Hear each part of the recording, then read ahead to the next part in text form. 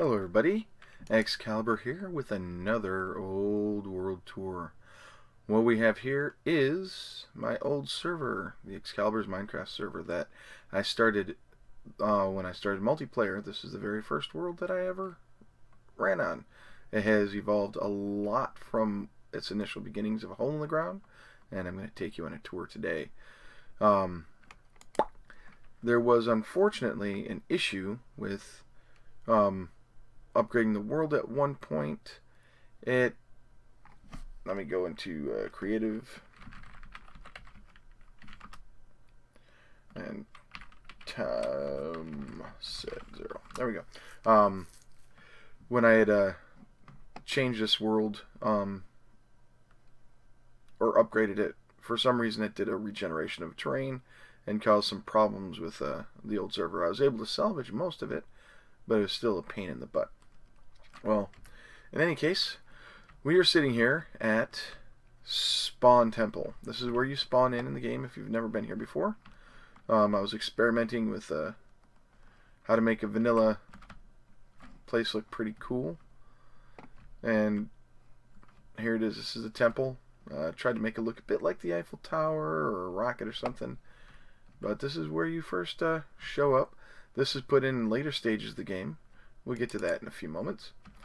And basically it was just a nice looking area.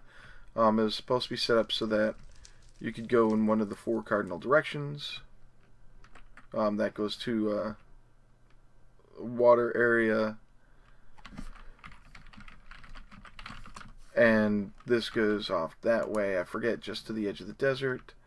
This way goes to another desert, and that way goes to the main spawn base. But I just want to show you, I experimented on this. I went into creative mode and did this for players for a present, but at that point not many people were playing in vanilla, and I thought it was a pretty cool addition. We come down here, the fire here in the netherrack was catching stuff on fire up top, so I had to do a lot of changing around of this area up here so that the netherrack wouldn't catch trees and stuff on fire. Alright, let's head back.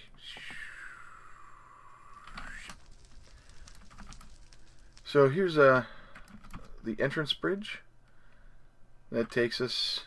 This is well before I learned even I had just started learning how to build better structures. Had I done so, I would have made these upside down slabs instead of what I have. And the bridge was never finished, so we'll come up here. And this is the beginning of the base. I'll just take you on a tour on the outside before we go inside. Over here, I think it might be destroyed. Is it? Oh, nope, it's not. My friend Danny has a pig named Oedipus, the honorable steed of Danny Coy. I gave him this pig for his birthday, along with a saddle. And I had pulled a prank on him where there were creepers in here and blown up the pig. Yep. Woo! Fun times. I gave him some carrots, and there's a carrot on a stick for him to run around the desert. That was fun. F3A. This is the bridge. This is the road that goes to most of the other bases, or at least the ones situated along the desert. Starts down here and goes all the way around that way. Here's our cow farm. Pretty simple. I think we slaughtered a lot of them last time. Basically, the water keeps them from glitching through the walls, and they just get pushed back here like that.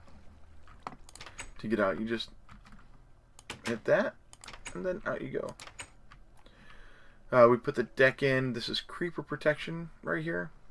We had a lot of problems with creepers, but they learned. But with updated AI, they were able to pathfind around this. I can't tell you how many times we've had to build this stupid entrance over and over. So one day I extended it out over into the water to get creepers from doing anything. This is our nether portal. We encased it and made it look nice. And when somebody went in the nether, I pranked them and hit the doors like that, so when they came out, they got all sick. It was hilarious. Over here, this is Danny's reed farm that he put together. Not too bad for his first attempt at the time. Let's see here. What else do we have up front? Up top, you can see inside some of the base here. And over here we have a cobblestone generator that Danny put together. I think it still works. Let's see. A smooth stone. Well, I don't think it works anymore.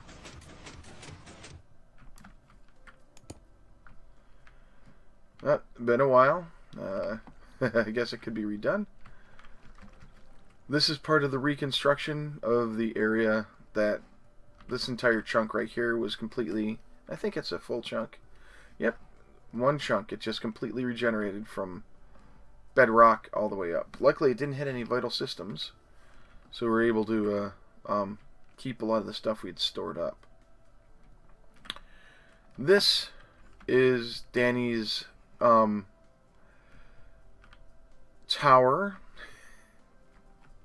And let me get this started here. I shouldn't have done that. Here we go.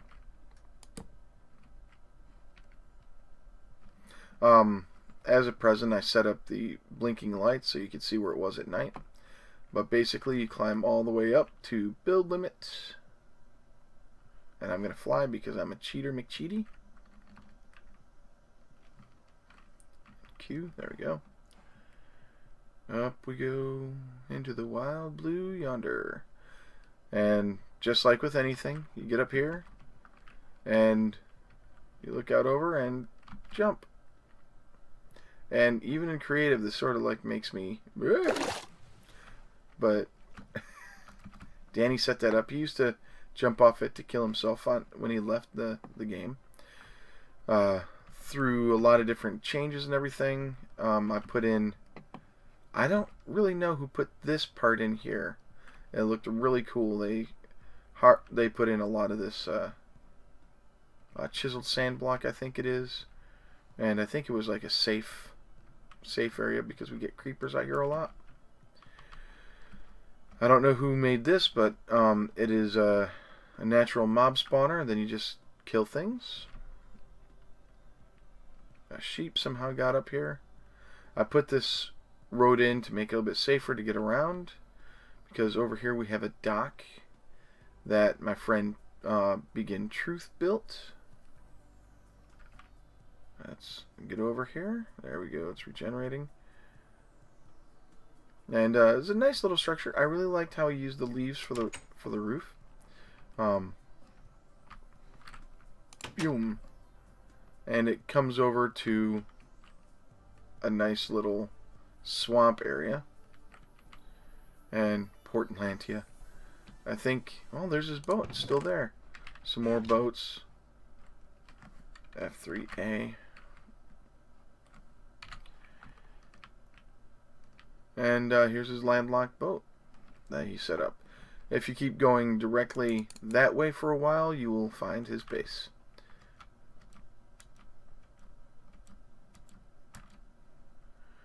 Alrighty. Let's just fly over there. Straight ahead is Begin Truth's initial base. And you actually, there's a mine that goes down in there. And of course it's connected to the road. I made sure that was done for everybody's places. And then right down here you just go down and you can go to his mines. They're pretty much the stock mine that you'd see in any beginning world, because this is beginning mine.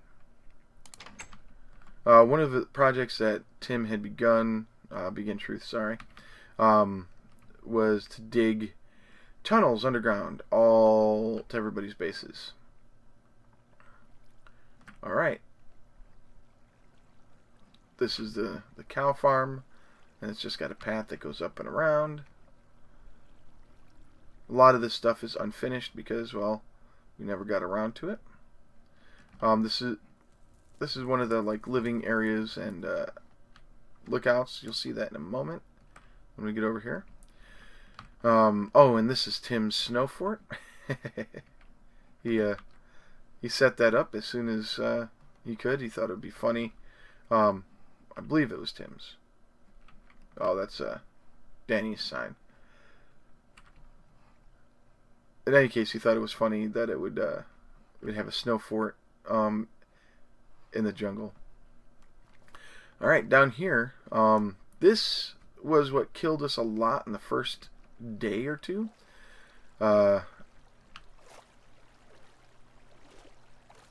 This is the big hole of death. We've fallen down here so many times, I can't count. But it's where we all started our explorations and everything. As you can see, we didn't mine out all the resources, but we did light up the area. And I thought it would be cool to give us an easy way in and out with the ladder instead of dropping to our death or using the water streams. And then here's the modified entrance. You can look down over the hole of death as a tribute to how many times we died, and then we just come up through here. Looks like I didn't shut the door last time I was here. This is the kitchen. So here's our sink, and then we have a bunch of furnaces. And let me just hit O, because I don't want to see that. And this is the smeltery. We set this up pretty much day one. The prettiness came afterwards, but we made sure that there was always 16 coal in there, and this was to dispense our coal. They got buttons underneath there. There's our anvils that we use for repairs. And here I made this cake room for everybody to come in and enjoy cake. We made this bin, so you just throw whatever you didn't want in there and burn it up. Up here is the upper part of the base. This is Danny's pumpkin and melon farm, and an exit to outside. Another unlimited water stream. Over here we had, oh, we still do, we have the ungrown sapling. Of course, this will never grow because of the size and the glass over it, but it was one of the first jungle saplings we got. Plugged it down there. The part of the base that I'm taking you through now is what came a lot later. Excuse me, let me get something to drink. This is all part of the thank you for being on the server tour, server presence that I was doing. How interesting that the doors are not in what am I looking at. But this is the dining area and living quarters. Everybody has ender chests, and they could access it here.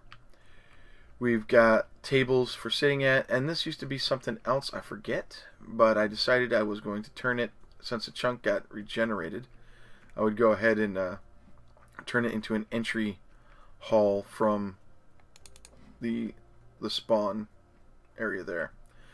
I gave everybody a room. There's a storage room here that has probably not much of anything in it. Yeah, nothing in it actually. And each room comes with 2 chests, a torch, and a bed. So everybody had their own room. You could claim whichever one you wanted. This is long after we did that. And all of these are rooms. And more storage. More rooms. And then this is Randy's room. He was the only one who actually claimed anything. Did he put anything in here? No. We have one of our lookout areas. Trees are in the way now, but you can look out over part of the base from here. This is a sitting room where you could come in and look out onto the deck if you so chose to. And let's see here, there's an upstairs over here on the other side of this. So, first off, this will go outside, but this takes you upstairs. And you go up here, and we have another little restaurant area that looks out over there. The vines have overgrown that. And this is teleportation arrival right here. I was setting up a teleportation arrival area using command blocks. So everybody would have a teleporter to get to spawn and back to their home base. And their teleporter was usually in their room. Now if we just quickly go upstairs, come up here, pressure plate, and it just takes you out here. Right out to the desert. This was used a lot actually, and use wooden buttons to make sure that you could get in and out of the room really quick. So this is all part of the thanks for playing on the server presence that I was doing for everybody. Let's go down here. Now this is a bunch of things. We have a chicken pen over here. This is before hoppers were invented, so I set up a water stream and you just walked around the outside and picked up all the eggs. And this is a pretty good deal. Chickens lay the eggs and get pushed out, but I think they can free range now. No more water. And we had terrible problems with cats spawning and coming down and killing the chickens, so the no cats allowed came up here. Here's the first farm. We collected lots of potatoes, lots of carrots, lots of wheat, and crap tons of seed. I think, yeah, we still do have some tools. And this was a despawning style thing. It was when the redstone for it actually worked. You just come here and then you'd hit this button, and then all that would despawn. But then for some reason Mojang crapped out on that. These are legitimate items. Let's do that. But pretty simple redstone to do.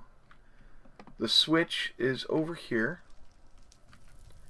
and then when you hit the lights, it just turns off all the lights.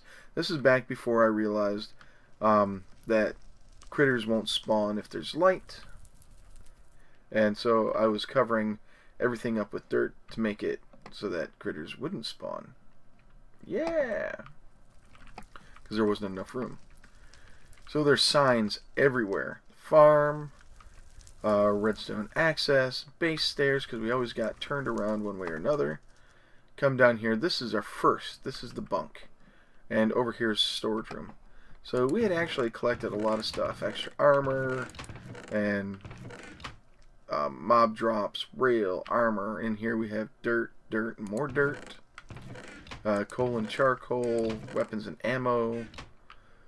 Cobble, clean stone brick, and sand and gravel. The whole mushroom blocks, wood products, iron and iron stuff, milk, dairy, cooked food, and raw food, dyes and reagents for making potions, splash potions, tools and torches, so on. Precious materials. I still have quite a bit of diamond, a lot of glowstone, lots of redstone, some eyes of ender, alchemical resources. There's more potion stuff and nether resources, lots of netherrack and stuff. Natural items that we found, more regular potions, and then constructed goods. So that was a lot of stuff there. In here we have a map of spawn before we realized what maps did, and I'm glad that sits on the full item frame like that, because I could go and do more. But this is where everybody started. There's no disc in there. No disc in the chest, okay. And it started with me, Danny, Paolo, Timmy, and here's Matt. So it's pretty much Danny, Paolo, Matt, and I. And these were all our rooms. This is the enchantry. We went completely nuts with. This is all bookshelves all around. So anything we put in here will get enchanted to a high degree. Well, go ahead. Timmy's special spot. He put in an extra chest, but all this stuff is all completely filled up with junk. Mabchu, he played a bit. He put some smeltery and stuff here, but he really didn't do much. When we finally got gold and I could make golden apples, that's what went in there. Some nice crafting station area for everybody.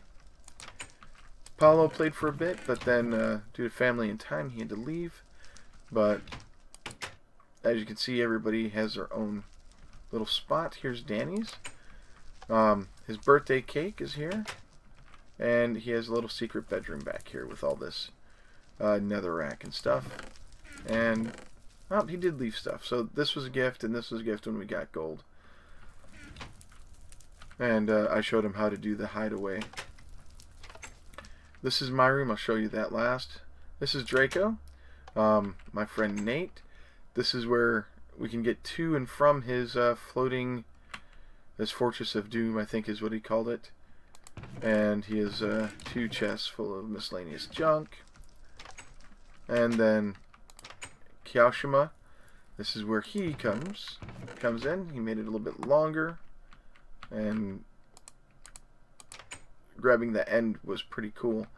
Up here, I believe this is where my friend Apollo's room is. Yep. Right here. And he also had a teleporter that takes him to his base. And when you return, you're right in the middle of his room. And then this one, yep, Deathman's dry hole. It's my friend. He has since moved from the area, and I haven't seen him for a while. But he was on for a while, and his base is not too far away from spawn.